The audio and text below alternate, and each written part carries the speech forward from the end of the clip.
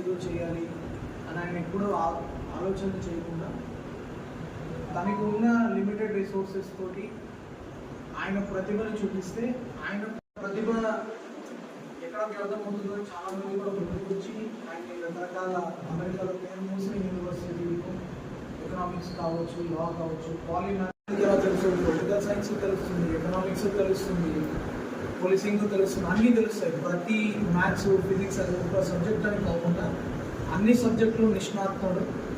అట్లాగే కాన్స్టిట్యూషన్ కూడా ఏదో ఒక కాన్స్టిట్యూషన్ని బేస్ చేసుకొని కాపీ కొట్టడం కాకుండా ప్రపంచంలోనే అన్ని కాన్స్టిట్యూషన్లు వడపోసి దాంట్లో ఉన్న బెస్ట్ కాన్స్టిట్యూషన్ని మనకి తయారు చేసి ఇవ్వడం జరిగింది.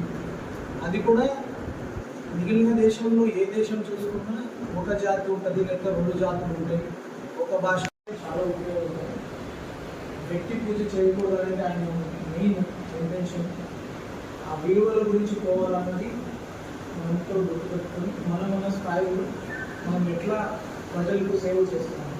ఇప్పుడు ఒకటి చెప్తున్నారు, ఒక రోల్ మోడల్ అయిన ఒక సీనియర్ ఆఫీసర్ చెప్తారు, అట్లాంటి సమాజాన్ని కట్టి ఒక కాన్స్టిట్యూషన్ కింద ఉంచడం అంటే మాటలు కాదు.